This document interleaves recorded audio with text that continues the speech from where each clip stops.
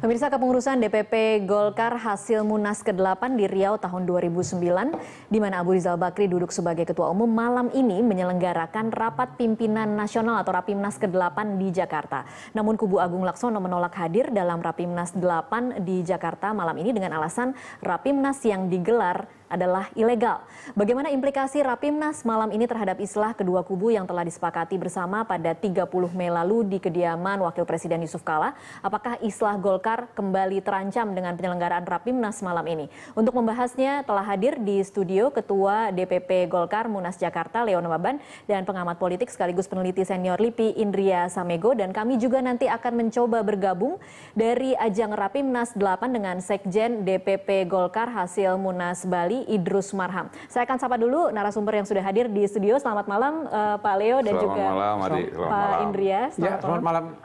Saya ke Pak Leo dulu. Apa sih alasannya tidak mau hadir? Ini kan adalah pertemuan pertama setelah kemarin islah di tempatnya JK. Mengapa tidak mau hadir? Iya, karena ini dibilang Rapimnas Munas yang hasil Riau. Hasil Riau itu udah demisioner. Saya perlu ingatkan kita, sayalah yang memimpin sidang di Munas di Jakarta, pimpinan rapat. Oke, jadi ini masalah judul saja ya? Saya ambil karena kami tidak akan pernah mengakui pengurus lagi di luar kami, karena apa? Itu bendera dikasih ke pimpinan sidang. Pimpinan sidang mendivisionerkan. Ya. Artinya apa? Siapapun yang datang lagi itu sudah mati nih. Kok bisa hidup lagi? Tapi diundang ya, Pak? Alasan ini di PT UN dan di Jakarta Utara sudah dibatalkan. Saya ingatkan, kita ini orang politik, pakailah undang-undang partai politik, jangan undang-undang perkawinan atau undang-undang agraria. Mahkamah partai sudah final and binding dan di SK kan oleh Menteri Hukum dan HAM. Itu pijakan kita soal kepengurusan. Soal ada yang lain itu side effect. Jadi sekali lagi, bagi kami sudah mengadakan Rapimnas minggu lalu. Untuk apa lagi kami buat ini? Pertanyaan saya, apakah benar diundang karena mereka mengatakan sudah mengundang kubu Agung Laksono? Sampai hari ini saya dengar, mau Pak Agung apa tidak saya dengar itu diundang, saya pun nggak mau diundang. Jadi tidak ada terima undangan? Nggak kepikir saya. Saya dulu wakil sekjen. Kalau diundang pun saya tidak akan hadir itu, karena saya udah SK saya itu sudah mati. Itu rasional, kalau orang Indonesia mendengar ini semua pasti sepakat dengan saya. Bagaimana orang udah mati dihidupkan? Pak Leo, boleh kita tahu sejak 30 Mei hingga saat ini 12 Juni, sudah 12 hari, apa tindak lanjut yang telah berkembang setelah mengatakan islah di rumah JK? Iya, bukan islah, saya luruskan itu kesepakatan untuk pilkada. Jadi bukan islah. Tetapi pada saat itu kita sudah membentuk tim, tetapi beberapa hari lalu kantor kita diserang jam 3 pagi. Ini melukai. Jadi kalau hanya taktik-taktik saja atau bohong-bohongan aja, islah-islah atau kesepakatan, untuk apa diteruskan? Jadi saya tadi di luar dengan Prof saya mengatakan, ujung-ujungnya siapa yang teken di pilkada? Kalau kita normal, tanpa campur tangan, ada Komisi 2, nekan KPU membuat peraturan baru, siapa yang punya SK? Dia yang teken. Jurisprudensinya 5 tahun lalu. Antara Roy B. Janis versus Laksamana Soekardi. Ibu Amelia Ahmad Yani Putri versus Roksi atau Sinambela. Baru terakhir Gus Dur dengan Muhaimin Iskandar. Siapa yang punya SK? Muhaimin Iskandar. Roy B. Janis, Ibu Amelia, itu yang diakui. Dan kami menganggap sudah apa yang disyaratkan itu sudah kami penuhi. Pertama, kami punya SK Menkumham. Yang kedua, inkrah. Kami sudah inkrah karena kami memakai undang-undang kepartaian. Jadi Anda tidak menganggap karena final and binding itu artinya inkrah bahasa Belandanya. Yang ketiga, sudah islah. 87 orang dari sana sudah masuk. Jadi jangan kita memaksakan, karena kami ini, enggak. Undang-undang mengatakan bila ada perseteruan antara kepengurusan, maka pakai Undang-Undang Nomor 2 2011, Mahkamah Partai. Clear.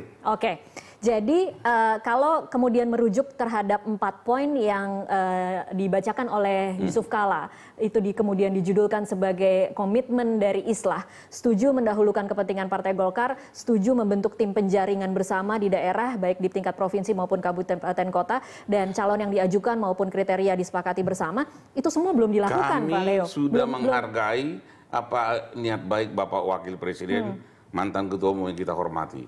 Kami bentuk tim, kami ikut. Timnya tapi tim Agung Laksono sendiri, tidak bergabung dengan tim penjaringan. Hari ini kan rapat, tetapi dengan adanya penyerangan 2-3 hari lalu, tidak jadi. Oh tidak jadi, karena kita ini apa, lip service aja ini. Enggak, kau yang memulai, kau yang mengakhiri. Artinya sekarang ini itu posisi judul lagunya. Posisi Islahnya di mana sekarang, Pak Leo? Masih dalam kondisi Islah atau sudah mulai memanas lagi? Saya katakan tadi, kau yang memulai, kau yang mengakhiri. Oke, baik. Pak Indria, apa tanggapan Anda terhadap situasi terakhir yang dialami Golkar? Kita melihat kemarin kelihatannya kalau kita lihat fotonya atau kita lihat videonya seperti sudah benar-benar Islah karena ada Ical dan Agung Laksono kemudian bersalangan tangan. Kita pikir sudah selesai, ternyata hari ini kita bisa berpikir kalau lain. Seandainya tahapan itu hanya berhenti pada salaman saja, selesai. Tapi persoalan selanjutnya ini kan persoalan yang berkaitan dengan soal hukum. Siapa yang paling memiliki keabsahan untuk menjadi penandatangan bagi partai yang mengusung seorang calon, kan gitu. Itu kan aturan KPU-nya. Nah itu persoalan yang memang sudah lama terbaca bahwa kalau sudah sampai ke sana agak rumit. Nah kemudian dibawalah ke ranah hukum yang Pak Leo bilang ini sudah keluar dari tradisi politik gitu kan. Nah, karena saya juga di ruangan ini pernah mengatakan begitu, persoalan-persoalan partai itu diselesaikan oleh internal partai.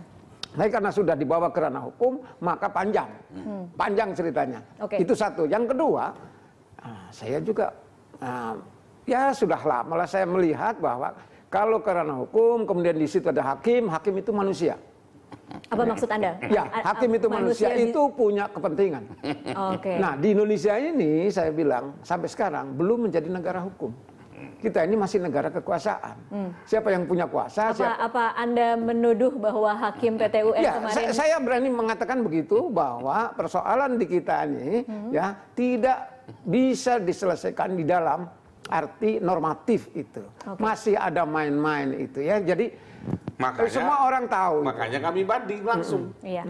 Jadi semua orang tahu itu. Kalau hari ini kemudian digelar Rapimnas Munas Riau, Rapimnas ke-8 Munas Riau, apa Anda itu yang tadi Pak Leo, saya sebagai orang yang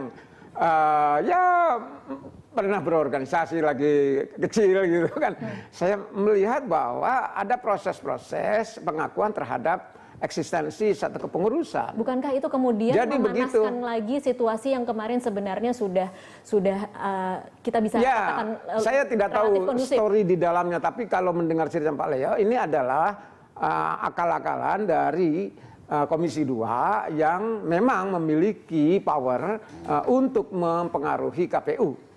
Sehingga ini jalan tengahnya, win-win solution adalah dikembalikan ke 2009. Ini sesuatu yang aneh juga. Tapi tentu saja Pak Leo, kubu Agung Laksono tidak akan menerima kalau kemudian dikembalikan lagi saya luruskan bukan kubu Agung Laksono. Saya rasa bangsa ini yang masih waras, tidak mungkin menerima hasil Munas yang sudah mati, jadi misioner. Kalau waras ya. Lain hal karena apa? Karena itu, maaf adik, saya berikan contoh. Pimpinan Munas diberikan bendera. Maka pada saat itu misalnya ada gempa bumi, nggak ada lagi ketua umum. Ketua umum itu pimpinan sidang ini. Ini buktinya. Nah di Inius kemarin dengan Dr. Margarito saya terangkan ini. Dan semua orang mengakui. Nah bila udah selesai terpilih, tanda kutip lah aklamasi kemarin di Bali, baru dikasih. Artinya kepengurusan yangnya Pak Ical yang diakui mereka itu sudah menghadapur ini. Kami pun di Jakarta dikasih bendera itu kepada Agung Laksono, maka ini nggak ada lagi. Terus kita hidupkan ini, membuat ini jadi rapim lagi. Ini di mana rumusnya ini? Saya sebagai seorang pergerakan aktivis nggak bisa terima ini. Nggak bisa. Normal aja kita. Jangan dibuat akal-akalan, membuat lucu-lucu. Jangan, bangsa ini bangsa besar. Jangan kita menafikan ada fatsun-fatsun politik yang benar.